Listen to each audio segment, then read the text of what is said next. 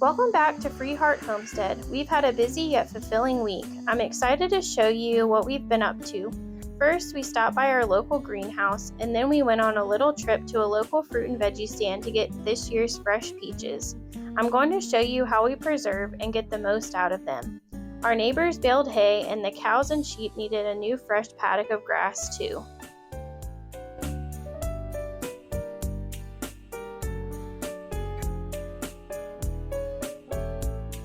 If you're new here, my name is Brittany. My husband Trey and I started this homesteading journey after we walked through childhood cancer with our oldest son. Our goals here are to honor God and to live in the healthiest way we can manage to.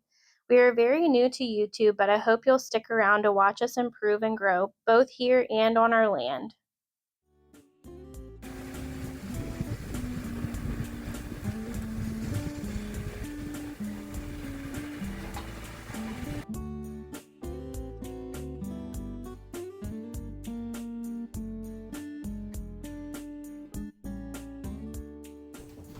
This week, we left the homestead to head to the local farm to buy peaches while they're still in season.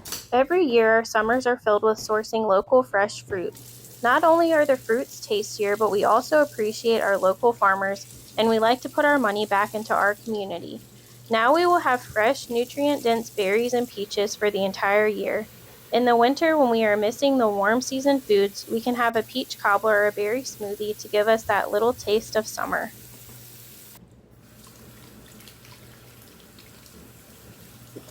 After spending so much time and money sourcing these peaches, I want to get the most out of them.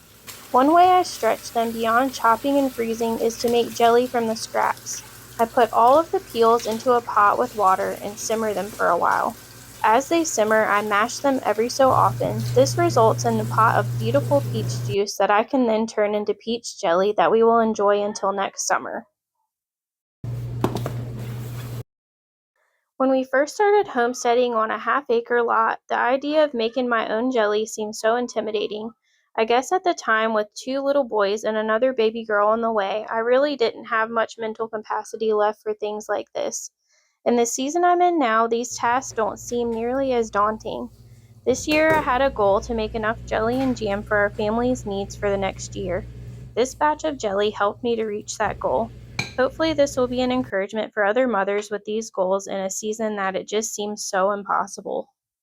The days filled with making bottles or feeding straight from the tap will one day fade into having able kids that can occupy themselves while the jelly needs made, or they can even help with the process.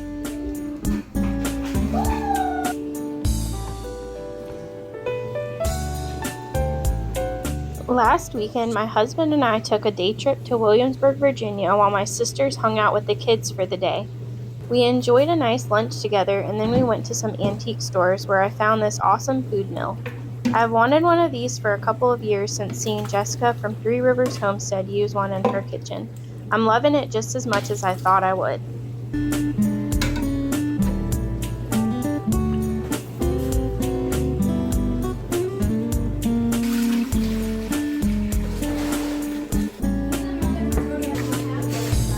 Pomona's pectin is something I'm using for the first time this year. Before now, I typically use the normal Sure gel.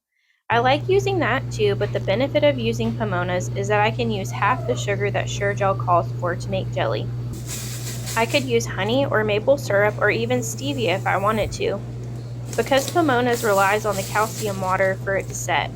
After my experience with it this year, I will be ordering it in bulk quantity next year through Azure Standard.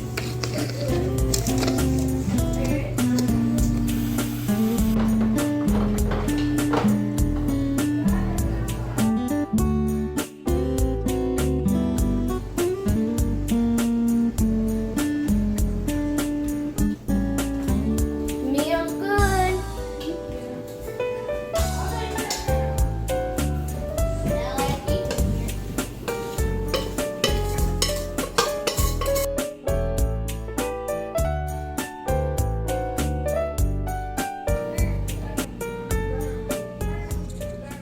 When the jelly has come to a full boil like it should on the recipe, I scoop out a tiny bit to put in the freezer for a few minutes just to make sure the jelly is setting properly.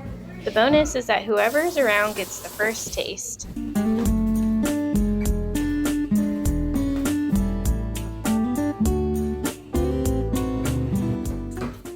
Once I know the jelly is setting properly, I just fill the clean jars, top with lids, and let them sit on the counter to cool.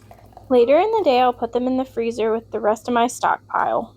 We will enjoy blackberry jam and jelly, strawberry jam, and peach scrap jelly until next summer when I get to do all of this again.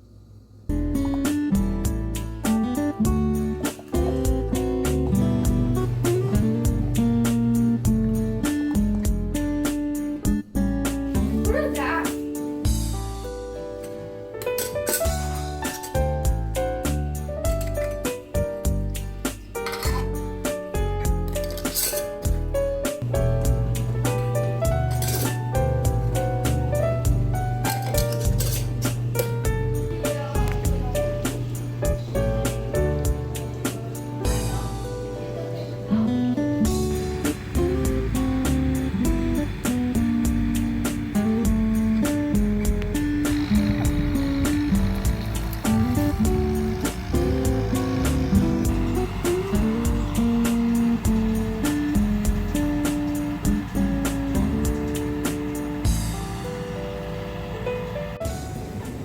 The farmers next door were working hard to get the hay baled when a storm blew through.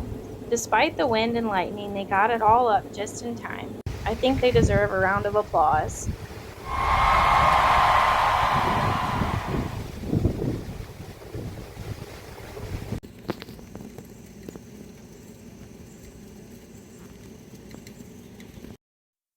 Moving the cows and sheep to new grass was super easy this time.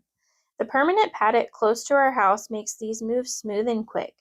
We just open the gate and they know exactly what to do. The hardest part is moving and refilling the water trough, which only takes a few minutes.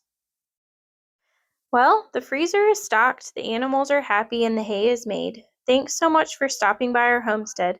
I plan to upload new and improved seasonal content every week and short videos multiple times per week. I hope to see you back here soon. Thanks for watching. Don't forget to like and subscribe.